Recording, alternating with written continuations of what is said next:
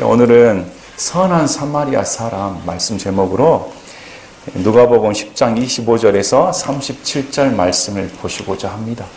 사마리아 사람, 이 구절은 교회 다니셨던 분이라면 익숙하게 들었던 말이죠. 또 선교단체, 무슨 자선단체 하면 선한 사람이 사마리아 사람들의 모임, 이런 구호를 내세워서 활동하기도 합니다. 익숙한 말입니다.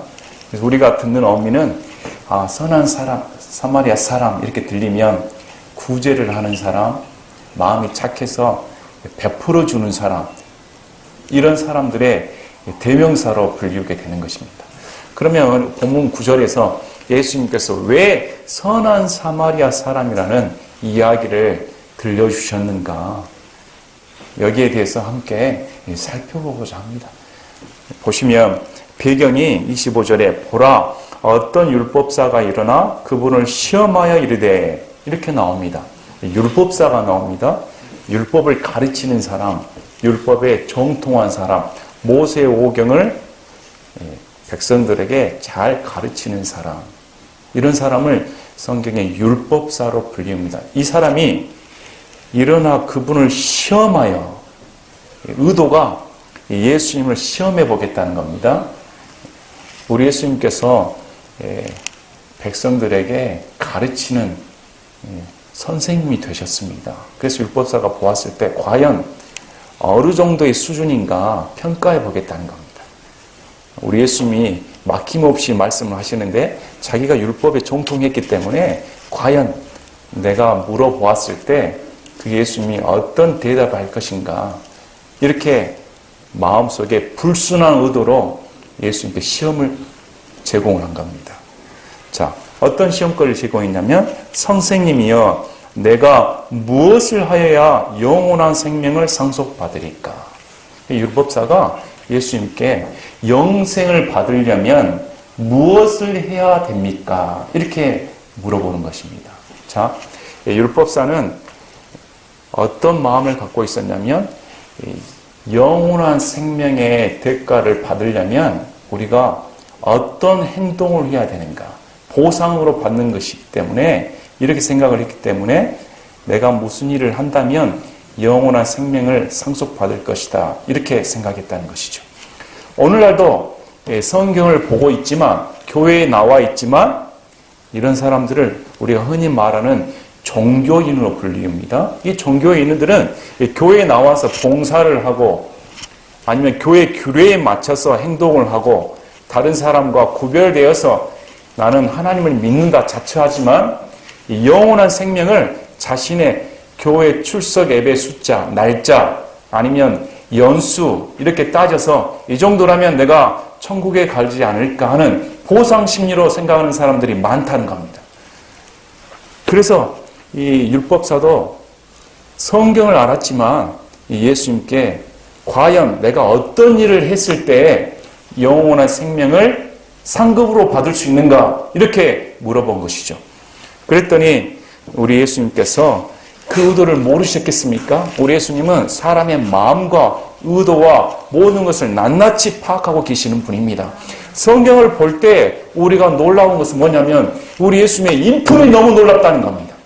우리 예수님은 그 율법사의 모든 것을 아시고 계시기 때문에 단 한 번의 말씀으로 물리칠 수가 있습니다. 그럼에도 율법사를 가르쳐야 되기 때문에 단 한마디로 자르지 않고 선한 사마리아 사람 얘기까지 차근차근히 유대에 가십니다. 한 사람을 변화시키기 위해서. 어떻게 말씀하십니까? 그에게 이르시되 율법에 무엇라 기록되어 있느냐, 너는 어떻게 읽느냐.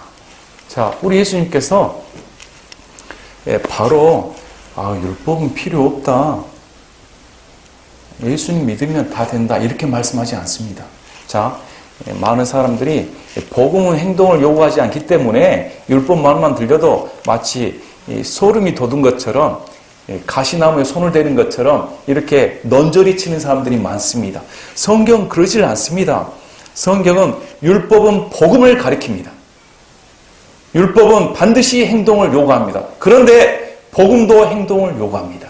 차이점이 뭐냐면 율법은 거룩히 여김을 받기 위해 행동을 요구하지만 복음은 거룩히 여김을 받았기 때문에 그 결과물로 행동이 나온다는 것입니다. 이해하시겠습니까? 자, 우리 예수님은 이 율법을 가르치십니다. 율법의 행동을 가르치시는 겁니다. 그래서 그렇다. 그러면 너가 율법사인 줄 알기 때문에, 율법에 정통한 줄 알기 때문에 너가 성경 말씀을 그렇게 잘 안다면 그 성경에 무엇라고 말을 하고 있는가? 자, 우리의 모든 구원의 총체적인 것은 교리가 아닙니다. 모든 구원의 총체적인 것은 교회가 가져다 주는 게 아닙니다. 모든 구원의 총체적인 것은 어떤 사람의 명언에 달려있는 게 아닙니다. 철학에 달려있는 게 아닙니다. 도덕적인 행동에 달려있는 게 아닙니다. 어디에 있습니까? 성경에 있는 겁니다. 예수님께서 율법사에게 그러면 그 성경에 무엇라고 기록되어 있느냐? 우리 신앙의 중심은 예수님처럼 성경에 두어야 되는 겁니다. 이 성경에 영원한 생명의 말씀이 약속되어 있기 때문에. 그래서 너가 그렇게 성경에 종통했다 하니 어떻게 성경에서 말하고 있는가 말해보라는 겁니다. 그랬더니 자 보십시오. 그가 명쾌하게 대답을 합니다. 어떻게 말을 하냐면 그가 대답하여 이르되 너는 내 마음을 다하고 혼을 다하고 힘을 다하고 생각을 다하여 주 내 하나님을 사랑하고 내 이웃을 내 자신과 같이 사랑하라 하였나이다 하며 이렇게 대답할 율법사가 몇 명 있을까요? 다른 복음서에서는 서기관이 나와서 주여 첫째가 하는 계명이 무엇입니까? 이렇게 물어봅니다. 그래서 예수님께서 첫째가 바로 신명기 이 말씀처럼 내 마음을 다하고 혼을 다하고 뜻을 다하고 생각을 다하여 한 주 내 하나님을 사랑하는 것, 또 이와 같이 내 이웃을 내 자신과 같이 사랑하는 것이 가장 큰 계명이다. 이렇게 말씀합니다. 가르쳐 줍니다. 그런데 이 율법사는 예수님께서 가르쳐 주지 않았음에도 불구하고 정답을 말하는 것이죠. 정답을 알고 있는 사람입니다. 우리가 성경을 많이 보지만 과연 구약을 많이 보았을 때 우리가 당대 시대로 돌아가서 2000년 전에 예수님께서 우리에게 물어보신다면 아마 여기 있는 우리들은 정답을 말하지 못할 겁니다. 그런데 율법사는 정답을 말한 것입니다. 성경에 이렇게 기록되어 있습니다. 그 구절이 신명기 6장 4절부터 9절까지입니다. 제가 함께 읽어보겠습니다. 오 이스라엘아 들으라. 주 우리 하나님은 한 주시니 너는 내 마음을 다하고 혼을 다하고 힘을 다하여 주 내 하나님을 사랑하라. 이날 내가 내게 명령하는 이 말씀들을 내 마음속에 두고 그것들을 내 자녀들에게 부지런히 가르치며 내가 내 집에 앉을 때이든지 길을 걸을 때이든지 누울 때든지 일어날 때이든지 그것들을 말할 것이며 너는 또 그것들을 내 손에 메어 표적으로 삼고 내 눈 사이에 두어 이마의 표로 삼으며 또 내 집의 기둥과 내 문에 기록할지니라. 첫째가 하는 계명이 주 내 하나님을 온 마음을 다해 뜻을 다해 온 정력으로 다 사랑하는 겁니다. 이게 명령의 말씀입니다. 레위기 19장 18절에 너는 원수를 갚지 말고 내 백성의 자녀들에게 원망하지 말며 내 이웃을 내 자신과 같이 사랑하라. 나는 주니라. 그래서 이 율법사는 이 두 구절 말씀을 통해 예수님께 이게 하나님께서 주신 명령의 말씀입니다. 이렇게 기록되어 있습니다. 이렇게 말한 겁니다. 그러면 이 율법사는 자신이 답을 알면서도 예수님을 시험하기 위해 한번 떠본 것이죠. 그래서 예수님은 율법사의 의도와 모든 걸 알고 계셨기 때문에 그래 그 말이 맞다 하고 칭찬의 말씀을 주십니다. 그 말씀이 맞다는 것입니다. 자, 28절에 그분께서 이르시되 내가 옳게 대답하였도다. 이것을 행하라. 그리하면 내가 살리라 하시니라. 그래 율법사야 너가 정답을 말했다. 너의 말대로 이것을 행하면 그러면 너는 영원한 생명을 상속받는다. 이렇게 말씀해 주신 겁니다. 자, 여기서 보면 마치 복음과 대조를 이룬 것 같습니다. 우리는 복음을 전도하면서 행위는 필요 없습니다. 우리 행위로는 하나님의 의에 도달하지 못하기 때문에 안 됩니다. 이렇게 가르칩니다. 맞습니다. 왜 그러냐면 신명기 6장 5절 말씀을 지킬 사람이 단 한 사람도 없다는 겁니다. 너는 내 마음을 다하고 혼을 다하고 힘을 다하여 주 내 하나님을 사랑하라. 이 말씀을 이행할 만한 인간이 이 세상에는 예수님 외에 단 한 사람도 없는 겁니다. 여러분이 일생을 살면서 온 마음을 다해, 온 힘을 다해, 온 뜻을 다해 주 하나님을 사랑할 수가 있습니까? 양심적으로 고백을 하면 우리는 오늘 한순간도 내 마음대로 살고 있습니다. 1초 이 순간도 내 마음대로 뜻으로 살기 때문에 이 말씀을 지킬 의인이 단 한 사람도 없다는 겁니다. 자, 만약에 율법사가 예수님의 계명처럼 이 말씀을 지켰다면 믿음과 상관없이 그 행위로 영원한 삶을 상속받을 수가 있는 겁니다. 하지만 다 안 된다는 것입니다. 우리가 로마서 3장 23절에 보면 모든 사람이 죄를 지어 하나님의 영광에 이르지 못하더니 그리스도 예수님 안에 있는 구속을 통해 하나님의 은혜로 값없이 의롭게 되었느니라. 모든 사람이 죄를 범했기 때문에 하나님의 영광에 이를 수가 없다. 전도서 7장 20절에 선을 행하고 죄를 짓지 않는 의인은 땅 위에 하나도 없다. 선을 행하는 착한 사람이 없다는 겁니다. 단 한 사람도. 죄를 짓지 않는 의인은 단 한 사람도 없다. 누구나 악한 사람이고 누구나 죄를 짓는 다 죄인들이다. 그래서 율법으로 말미암아 우리에게 주신 것은 다 너희들은 죄인들이다. 정죄를 목적으로 준 겁니다. 그래서 율법사에게 그래 너의 말대로 그렇게 너가 대답했다면 그대로 행해 보라는 겁니다. 율법사는 행할 수가 없는 자인 겁니다. 우리가 오늘날도 종교적인 행위에 성경을 보고 말씀을 전한다고 하지만 실제적인 삶에서 행위로 나타나지 않고 마음에 긍휼함이 없는 사람이 태반이라는 겁니다. 그래서 보십시오. 율법사가 아직도 깨닫지 못하고 그러나 그가 자기를 의롭게 만들려고 예수님께 이르되 그러면 내 이웃이 누구니까 하니 자기는 의롭게 살았다는 겁니다. 이제까지 자기는 성경 말씀을 듣고 예배를 드리며 하나님 말씀을 가까이 하며 하나님을 믿는다고 하는 소위 믿음의 사람들과 함께 했기 때문에 그 이웃에게 해를 끼친 적이 없고 도와주었기 때문에 나는 의롭습니다. 그래서 한 번 더 예수님께 질문해서 나는 의로운 사람이기 때문에 그런 이웃들에게 잘 베풀었기 때문에 그 이웃이 누구입니까? 이렇게 당당하게 물어보는 겁니다. 아직도 깨닫지를 못하지요. 오늘날도 교회 생활하면서 아직도 깨닫지 못하는 사람이 태반이라는 것입니다. 진정 예수님의 말씀을 들었다면 주여 나는 죄인입니다. 나는 하나님 말씀을 이행할 수가 없는 철저히 타락한 사람입니다. 이렇게 나와야 되는데 성경을 내가 아는데 교회를 들어왔는데 내가 그래도 밖에 나가서 술도 안 마시고 다른 사람과 어울리지 않고 이곳에 나와 그래도 거룩한 척하고 있는데 이렇게 착각하는 사람들이 많다는 겁니다. 그래서 우리 예수님께서 선한 사마리아 사람 본문 이 얘기를 들려주시는 겁니다. 과연 어떤 사람이 믿음의 사람인가? 어떤 사람이 과연 하나님을 사랑한다고 고백할 수 있는 사람인가? 과연 어떤 사람이 율법을 계명을 지켜서 하나님을 영원하게 하는 사람인가? 우리 예수님이 성경에 분명하게 말씀하셨습니다. 내 계명을 지키는 자가 나를 사랑하는 자이다. 예수님을 사랑한다면서 예수님께서 주신 명령을 지키지 않는다는 것은 앞뒤가 안 맞는 모순이라는 겁니다. 그래서 우리가 예수님을 사랑합니다. 하나님 없이는 못 삽니다. 한다면 본문 말씀에 나오는 이 선한 사마리아 사람처럼 반드시 행동을 해야 됩니다. 이런 면에서 보면 저도 이 말씀을 증거하면서 너무 부끄러운 사람입니다. 이렇게 살지 못하니까. 이렇게 살지도 못하면서 말씀을 전하고 있으니 제가 심판받을 것이 더 여러분보다 많을 거 아닙니까? 안다고 가르치고 있으니. 그래서 예수님 믿는 사람은 더 조심해야 되는 겁니다.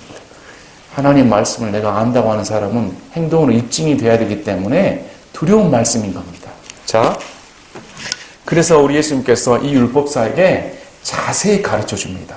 예수님께서 대답하여 이르시되 어떤 사람이 예루살렘에서 여리고로 내려가다가 강도들을 만나매 그들이 그의 옷을 벗기고 그에게 상처를 입혀 그를 반쯤 죽이고 떠나갔느니라. 율법사야, 한번 들어봐라. 너가 이웃이 누구냐고 물어보니까 내가 이 얘기를 통해 가르쳐 주겠는데, 이 얘기의 배경이 어떻게 되냐면 예루살렘에서 여리고로 내려가다가, 예루살렘은 해발 800m 높은 고지에 있습니다. 반면에 여리고는 지중해보다 더 낮은 지역에 있습니다. 그래서 경사가 급해서 급한 내리막길이라고 합니다. 떨어진 거리는 약 23km. 그 길이 좁고 험하고 꼬불꼬불해서 강로들이 항상 출몰하는 곳이라고 합니다. 위험한 길이라고 합니다. 그래서 어떤 사람이 그 길을 본문에는 혼자 내려가는데, 왜 그가 혼자 내려가는지는 알 수가 없습니다.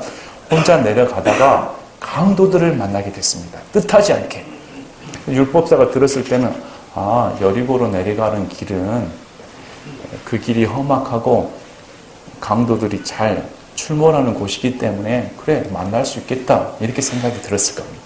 만났는데 이 강도들이 그의 옷을 벗기고, 당시의 옷은 재물이었습니다. 옷을 벗겼다는 것은 다 탈탈 털었다는 것이죠. 그가 가진 모든 것을 다 빼앗겼다는 겁니다.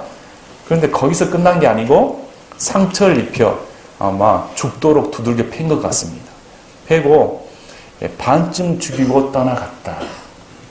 반쯤 죽어진 상태로, 목숨만 겨우 붙어있는 상태로 버리고 떠나갔습니다. 자, 이것은 우리에게 하나님께서 인생에 대해서 가르쳐 주시는 겁니다. 우리 인생이, 이 인생의 날이 그렇게 순탄한 날이 아니라는 겁니다. 우리는 인생을 살다가 뜻하지 않는 강도들을 만납니다. 이 강도들 중에서는 재물에 손상을 주는 강도들이 있고, 뜻하지 않게 하루아침에 집안이 몰락해 버립니다. 또 어떤 사람은 암에 걸려서, 오늘 우리 형제 가운데서도 내일 삼성 서울병원에서 폐암 수술을 받습니다. 건강하다가 건강검진 받았는데 폐암 초기가 되어서 다행이죠. 폐암 초기에 발견되어 완치할 수 있다고 하니까 이런 뜻하지 않는 상황에 접하게 됩니다. 아무도 강도를 언제 만날지 예측할 수가 없는 겁니다. 아무도 그런 병, 질환, 재난, 사고, 예측할 수 없는 강도들을 만나 인생이 털리는 경우가 많다는 겁니다. 뜻하지 않게. 그리고 가장 큰 인생의 강도는 죄입니다. 죄는 피할 수가 없습니다. 우리 인생들은 죄라는 강도들을 만났을 때 다 탈탈 털어버리고 죽음의 지경에 빠져버린다는 겁니다. 피를 흘리게 되는 것이죠. 어느 누구도 도와주지 않는다면, 그대로 놔두면 죽습니다. 자, 거기엔 누가 도와줄 수가 없습니다. 아마 밤중인지 새벽인지 누가 돌볼 수가 없죠. 혼자 피 흘리고 쓰러져서 누군가 그 사람을 구해주지 않는다면, 그대로 놔두면 짐승의 먹이가 되든지 아무튼 죽을 팔자인 겁니다. 우리 인생이 그렇습니다. 우리 인생의 여정 가운데 이 죄라는 강도를 만나게 돼버리면 어떻게 할 수가 없는 겁니다. 내 힘으로는 거기서 벗어날 수가 없는 겁니다. 그대로 쓰러져서 사망 선고를 받게 되는 것이죠. 오늘날처럼 참 안타까운 날이 없는 것 같습니다. 세상이 좀 편해지면 좋을 것 같은데 오히려 사람들 더 악랄해져 가고, 거짓은 판을 치고 사람들의 양심은 무뎌져서, 양심이 무뎌져야 이 세상을 파헤쳐가는 그런 시대가 되어버렸습니다. 어려운 시대죠. 누가 강도인지 모르겠어요. 이 세상에서 강도는 사람이라고 합니다. 사람의 가장 큰 무서운 적은 바로 사람이라고 합니다. 사람이 사람을 죽이고 있으니까 서로 믿지 못하는 세상이 되었죠. 이것은 우리가 뻔히 경험하는 거 아닙니까? 우리의 삶이. 자, 이런 형편을 예수님께서 말씀해 주고 계십니다. 그런데 세 부류의 사람이 본문에 등장합니다. 첫째가 제사장, 둘째가 레위인, 셋째가 오늘의 주인공인 사마리아 사람. 이 세 사람이 그 강도를 만난 쓰러진 유대인으로 보지요. 그 사람을 곁을 지나가게 되는 세 사람에 대해서 나오는데, 처음 등장하는 사람이 마침 어떤 제사장이 그 길로 내려오다가 그를 보고는 다른 쪽으로 지나가고. 자, 이 말을 듣는 사람은 지금 율법사입니다. 율법사가 제사장이 드러났으니까 그래, 드디어 제사장이 구해주겠다 이렇게 생각을 했을 겁니다. 왜 그러냐면 제사장은 마음에 긍휼이 있어야 됩니다. 백성의 죄를 갖고 하나님께 나아가 헌물을 드리는 사람이기 때문에 백성들을 긍휼히 여긴 마음이 없이 어떻게 하나님께 헌물을 드리겠습니까? 그러니까 제사장의 마음에는 백성을 가엾게 여기고 긍휼함이 여기는 마음에 당연히 있어야 됩니다. 돌멩이처럼 딱딱해져서는 안 되죠. 그래서 호세아 6장 6절에 나는 긍휼을 원하고 희생물을 원치 아니하며 번제 헌물보다 하나님 아는 것을 더 원하였으나, 번제 헌물을 드리는 것보다 우리 하나님께서는 인생을 긍휼히 여기시는 것을 원한다는 겁니다. 종교적인 활동을 하는 것보다 한 사람의 영혼에 대한 불쌍히 여기는 마음이 하나님께 더 연락되는 헌물이라는 것입니다. 이걸 율법사가 모를 리가 없죠. 제사장이 모를 리가 없죠. 그런데 이 제사장은 지나쳐 가버린 겁니다. 지나쳐 가버렸습니다. 나는 상관이 없다. 괜히 저게 연루되기 싫다는 겁니다. 우리가 레위기 말씀을 보면 레위기 21장 1절에 주께서 모세에게 이르시되 아론의 아들 제사장들에게 말하고 그들에게 이르라. 아무도 자기 백성 가운데서 죽은 자로 인하여 자기를 더럽히지 말 것이로되. 아마 제사장은 그 사람이 죽은 줄로 생각하고 괜히 만졌다가 나까지 더럽힘을 받겠다 이렇게 생각할 수도 있었을 겁니다. 또 우리가 아는 것처럼 연루되기 싫다는 겁니다. 괜히 내가 연루돼서 다른 사람도 있을 텐데 아마 다른 사람은 있을 수가 없죠. 그 외지에서 누가 나타나겠습니까? 아마 그 쓰러져 있는 사람은 그래도 발자국 소리를 들었을지 모르겠습니다. 자기에게 도움을 요청할 수 있는, 아마 도움을 요청했다는 말을 한 거 못 보니까 거진 반 죽은 상태에서 소리도 못 지른 지경인 것 같습니다. 그런데 유일하게 도움을 주겠다고 생각하는 이 제사장이 외면하고 가버렸다는 겁니다. 참 안타까운 일입니다. 오늘날도 이런 것은 주변에 흔히 있습니다. 사람들이 공경에 처했을 때 우리 믿는 사람도 선뜻 도와주고 싶지 않습니다. 괜히 나랑 상관없는데 거기에 연루돼서 나까지 귀찮게 받겠다. 내가 아니어도 저 사람 누가 고침받겠는데 이런 마음으로 스스로 위로해버립니다. 맞습니까? 한 번은 약 한 5년 전인 것 같습니다. 그날 눈이 많이 왔습니다. 눈이 많이 왔는데 제가 차를 몰고 딱 가고 있는데 앞에 신호등이 있었습니다. 그때는 눈발이 많이 날려서 차가 몇 대 지나간 적이 없습니다. 보았는데 한 그랜저 승용차가 앞에 신호등에 대기해 있고 뒤에 또 한 차가 있었습니다. 그런데 갑자기 신호 대기 중이라는 그 차가 저는 옆 라인에 있었는데 후진을 해버리는 거예요. 후진을 해서 뒤에 정차인 차를 꽝 박아버렸습니다. 저는 그걸 다 목격을 하고 있었죠.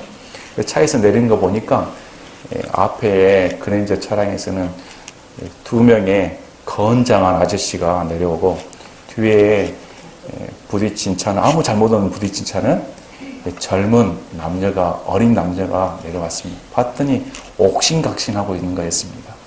제가 그 광경을 보고 유일한 목격자잖아요. 제가 유일한 목격자인데 잘 해결되겠지 하고 그냥 갔습니다. 그냥 지나갔는데 내 양심에 꺼린 거예요. 내 양심에 그 문제가 잘 됐을까? 그날 눈이 많이 와서 차를 다시 돌려서 가기도 귀찮은 일이었습니다. 그래서 그냥 가까운 곳에 내 숙소가 있었기 때문에 가까운 곳으로 가려다가 그래서 좀 마음이 꺼려서 다시 차를 돌렸습니다. 다시 차를 돌려서 갔더니 이제 그 그랜저 차량에 2사람이 아니고 한 4-5명이 몰려 있더라고. 수적으로 몰려 있어서 옥신각신 하는 걸 보고 이거 안 되겠다. 제가 차를 딱 세워놓고 딱 한마디 했습니다. 무슨 말 할게요? 제가 딱 한마디, 2마디 했습니다. 그 뒤에 부딪히는 승용차 운전자에게 걱정하지 마세요.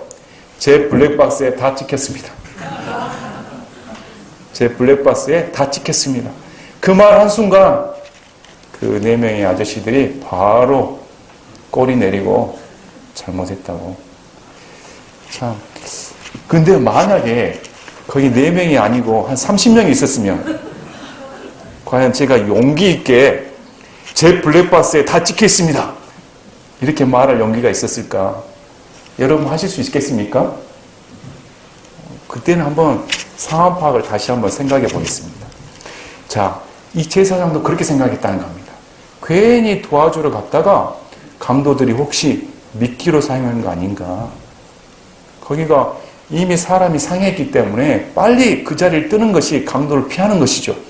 괜히 그 사람 돌보고 있다가 강도들이 다시 돌아온다면 나까지 괜히 강도들 만나겠다. 빨리 그 자리를 떠야겠다. 이런 마음을 품었다는 것입니다. 그 다음 사람이 레위인이 나옵니다. 이 제사장은 하나님의 제사를 관여하는 사람이고, 이 레위인은 제사장을 도와 성전을 관리하는 사람입니다. 그래서 레위인도 나타나서 아마 율법사가 들었을 때, 그래, 제사장은 그렇다 손치더라도 이 레위인은 이 사람을 고쳐주었을 것이다. 돌보아 주었을 것이다. 이렇게 생각을 했습니다. 그런데 우리 예수님이 뭐라고 말씀하시냐면, 레위 사람도 그가 그곳에 있을 때 와서 그를 바라보고는 다른 쪽으로 지나가되, 소위 백성의 지도자로 불리웠던 사람, 백성들에게 율법을 가르치는 사람, 백성들에게 하나님의 사랑을 전파하는 사람, 하나님이란 어떤 분인가를 가르쳐주는 그 사람들이 한결같이 내팽개치고 가버렸다는 겁니다. 이것은 오늘날 우리에게 믿는 사람에게 참 가슴 깊이 찔림을 주는 겁니다. 우리가 예수님 믿는 사람이라면 과연 어떻게 행동을 해야 되는가? 성경을 과연 들고 다니는데 과연 내 마음에는 불쌍한 사람을 바라보는 동정심이 가득 찬 사람인가? 아니면 마음이 냉랭해서 죽어가는 영혼들을 바라보아도 전혀 꺼리낌 없이 그냥 오늘 또 지나가는 사람인가? 살펴보라는 겁니다. 그래서 예수님께서 든 내가 왜 제사장과 레위인을 들었겠습니까? 일반 평민이라면 그럴 수도 있겠다는 겁니다. 그러나 소위 하나님 말씀을 가르치는 사람이라면 절대 그럴 수 없는데 그런 일을 자행하고 있다는 겁니다. 당시에. 아마 오늘날도 예의가 아닐 겁니다. 그래서 세 번째 사람이 등장을 합니다. 어떤 사마리아 사람은 여행을 하다가 그가 있던 곳에 이르러 그를 보고 불쌍히 여겨. 이와 대조적인 사람.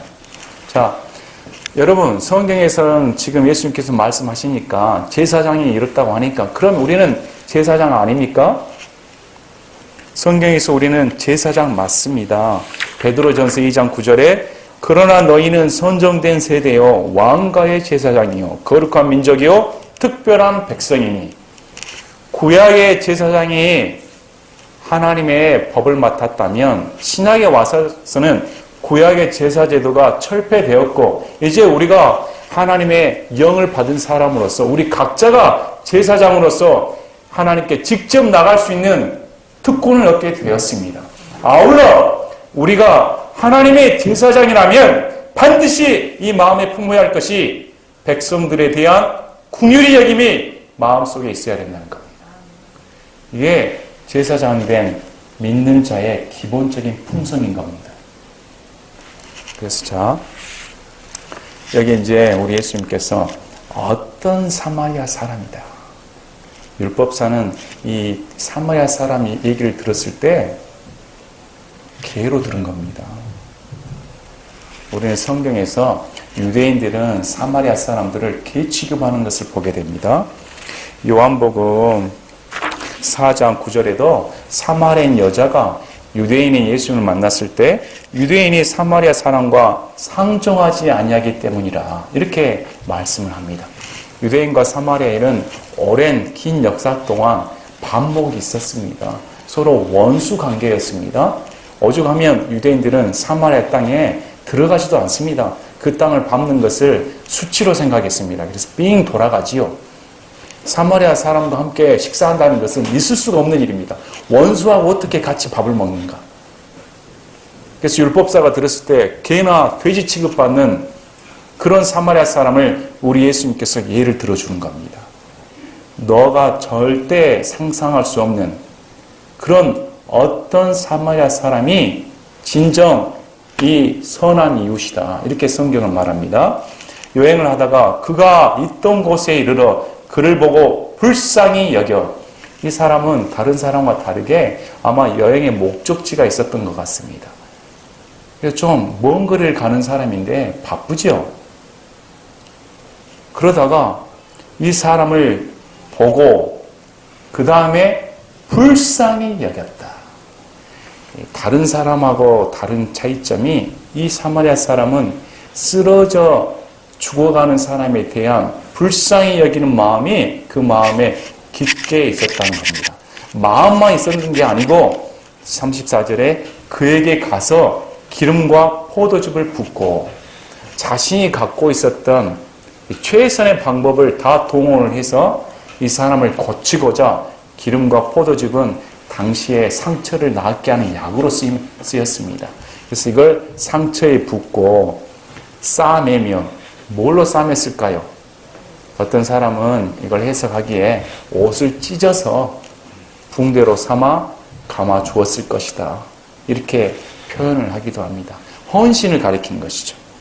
그리고 그를 자기 짐승에 태워 이 사람을 들어서 짐승에 태우고 자기는 걸었겠죠.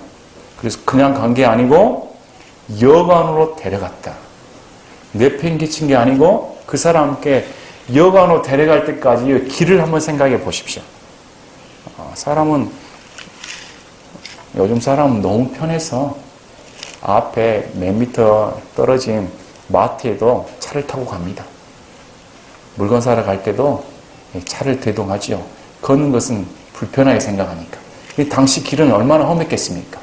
그런데도 이 사마리아 사람은 그를 짐승에 태우고 자신은 걸으면서 여관까지는 어느 정도 거리인지 모르지만 걸어서 여관까지 데려가 주었다는 겁니다. 또 돌보아주고 이튿날 이렇게 보니까 날이 새도록 그 사람 곁에서 이 사람을 돌보았다는 걸 압니다. 그냥 여관으로 데려다 주고 떠난 게 아니고 그 사람과 함께 묵으면서 그 사람의 간병을 했다는 겁니다. 이 데나리온을 꺼내 주인에게 주며 이 데나리온은 1데나리온이 일꾼의 하루 품삯입니다. 그래서 이틀분의 품삯을 주었습니다. 그리고 당신이 얼마를 더 쓰든지 내가 다시 올 때 갚으리라. 넉넉지 않은 사람인 걸 알 수가 있습니다. 넉넉지 않은 사람임에도 불구하고 자신의 소유를 준 것이죠. 왜 그러냐면 이 쓰러진 사람은 강도에게 다 털려버렸기 때문에 치료비와 여관비를 물 수가 없습니다. 그걸 선한 사마리아 사람이 알고 내가 이걸 다 물어주겠다. 우선은 이 데나리온을 쓸 테니까 이 데나리온이면 충분히 오랫동안 여관에서 묵을 수가 있을 것이다. 그리고 더 비용이 지불된다면 내가 돌아와서 갚겠다. 놀랍지 않습니까? 거기까지만 해도 훌륭한데 일부러 그 여관을 다시 찾아와서 모든 비용을 제공해 주겠다. 이렇게 말씀을 하고 있습니다. 자, 우리 예수님께서 왜 이 이야기를 들려주실까요? 정말로 하나님을 사랑한다고 고백한다면 이 정도로 행동을 해야 된다는 겁니다. 정말로 우리가 하나님을 사랑합니다. 내 이웃을 내 몸과 같이 사랑합니다. 이렇게 말을 한다면 너 율법사가 그렇게 주장한다면 너는 과연 이렇게 행하고 있는가? 이렇게 물어본 겁니다. 그래서 우리 예수님께서 너는 이 세 사람 중에 누가 강도 만난 자의 이웃이라고 생각하느냐? 꿰뚫어 본 것이죠.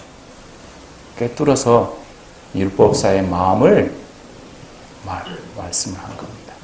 자, 율법사는 여기서도 사마리아의 이름을 언급하지 않습니다. 뭐라고 말합니까? 그에게 긍휼을 베푼 자니라. 사마리아 사람입니다. 이 사마리아의 이름을 언급하는 것조차 그는 죄악시했기 때문에 그에게 긍휼을 베푼 자입니다. 이렇게 얼버무려 말을 합니다. 자, 그랬더니 어떻게 말씀하십니까?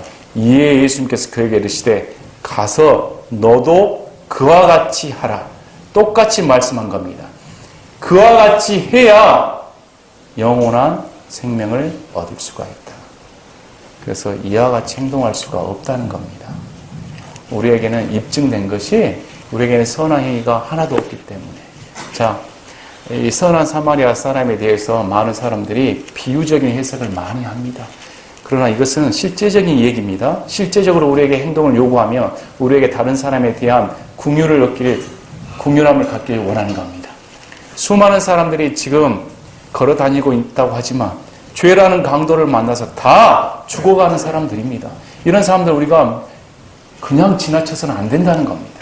우리에게는 복음이 있기 때문에 가서 복음을 증거해주고 그 사람들의 상처를 어루만져주며 교회로 데려와 예수님이 누구신가를 가르쳐주고 회복시켜야 할 의무가 우리에게 있다는 겁니다.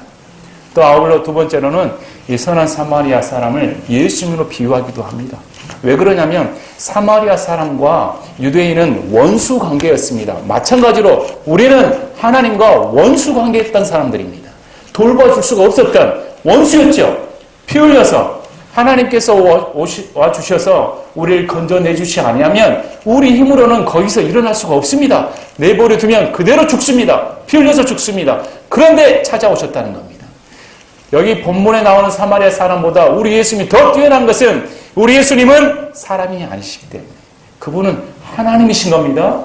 하나님이신 그분이 낮아지셔서 이 땅에 오신 겁니다. 사마리아 사람이 기름과 포도즙을 발라주셨다면 우리 예수님은 직접 자신의 피를 흘리심으로 말미암아 우리의 죄된 상처를 다 고쳐주신 겁니다. 낮아주셔서 우리를 인도하여서 여관으로 데려갔다면 사마리아 사람이 여관으로 데려갔다면 그분은 우리를 교회로 데려오신 겁니다. 이 예배당이 아니라 예수님의 몸 안에 속한 교회의 지체로 돌아오셔서 그냥 떠난 게 아니고 영원히 우리를 돌보아 주시겠다. 예수님은 차원이 다른 분이십니다. 우리랑 원수였던 그분이 어떻게 낮아지셔서 내 인생에 찾아와 주셔서 나를 고쳐줄 수 있는가. 또 아울러 그분은 다시 오십니다. 그분은 다시 오셔서 모든 걸 주십니다. 이 데나리온을 준 사마리아 사람이 아니고 그분은 우리에게 모든 것을 주신 분인 겁니다. 여러분 모든 걸 받으셨습니까? 인생의 모든 것이 무엇입니까? 오직 믿음으로 받은 영원한 생명이다. 이것은 행위로 될 수가 없는 겁니다. 행위로는 구원받을 사람이 단 한 사람도 없는 겁니다. 그래서 요한복음 3장 16절에 누구든지 그 이름을 믿는 자에게는 하나님의 아들의 되는 권능을 주셨다. 그래서 이렇게 하신 것은 아무도 멸망하지 않고 영존하는 생명을 얻게 하기 위해서다. 얼마나 큰 복음입니까? 우리가 이런 복된 소식을 받았다면 우리는 과연 인생을 어떻게 살아야 할까요? 우리는 과연 선한 사마리아 사람으로서 올 한 해 동안 어떻게 행동을 해야 할까요? 자, 요한일서 4장 19, 20절, 21절에 이렇게 말씀합니다. 요한일서 4장 19절에 우리가 그분을 사랑함은 그분께서 먼저 우리를 사랑하셨기 때문이라. 어떤 사람이 내가 하나님을 사랑하노라 하고 자기 형제를 미워하면 그는 거짓말하는 자니 자기가 본 자기 형제를 사랑하지 아니하는 자가 어찌 자기가 보지 못한 하나님을 사랑할 수 있으리요. 하나님을 사랑하는 자는 또한 자기 형제를 사랑하라는 이 명령을 우리가 그분께 받았느니라. 저는 우리 교회에 와서 넘치도록 사랑을 받습니다. 지난 한 해 동안도 이런 좋은 성도들과 함께 교회 생활을 할 수 있다는 것이 내 인생에 얼마나 큰 축복인가 늘 감사하지 않을 수 없습니다. 올해도 마찬가지입니다. 저에게 선한 이웃인 여러분이 있다는 것이 너무나 감사한 일입니다.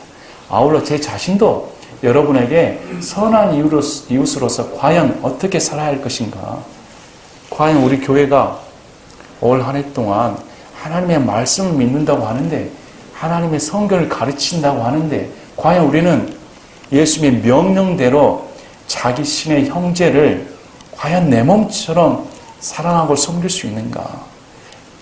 한번 올 한 해 동안은 주위 형제들을 돌아보면서 저 형제가 어떤 공경에 처해져 있는가 살펴보는 시간들이 되셨으면 합니다. 특히 아울러 많은 사람들이 이단에 빠져 있고, 많은 사람들이 잘못된 가르침으로 신앙생활을 한다면서도 인생의 파탄을 맞이한 사람들이 곳곳에 있습니다. 정말 불행한 사람들입니다. 그런 사람들은 우리가 가서 바른 말씀을 증거해 주지 않는 이상 고침받을 수가 없는 겁니다. 천사가 대신해 주는 것도 아닙니다. 바로 우리가 선한 이웃으로서 그런 사람들 곁에 가서 하나님의 바른 말씀을 전해줘야 되는 겁니다. 오늘 말씀을 통해 우리가 정말 우리를 찾아와 주시고, 우리가 죄 가운데 쓰러져서 또 인생의 환란에 맞이해서 병 가운데 쓰러지고, 수많은 병자들이 지금도 병원에 누워 있습니다. 절망 가운데 있습니다. 이런 울부짖은 가운데, 인생의 도탄에 빠진 가운데 우리 예수님이 이런 인생들을 찾아와 주셔서 구원해 주셨다. 구원자가 되셨다는 것이 큰 기쁨의 좋은 소식인 겁니다. 그래서 그분은 이제 앞으로 재림하셔서 이 땅에 있었던 모든 죄를 멸해버리시고, 모든 악을 멸해버리시고 다시 건설하실 겁니다. 그날까지는 여전히 우리 인생 가운데 수많은 강도들이 들끓고 있는 겁니다. 우리가 과연 어떤 인생을 살아야 할 것인가? 오늘 말씀을 통해 예수님의 명령처럼 선한 사마리아 사람으로서 이웃을 내 몸같이 사랑하는 그런 성도들이 되셨으면 합니다. 제가 기도하고 마치겠습니다.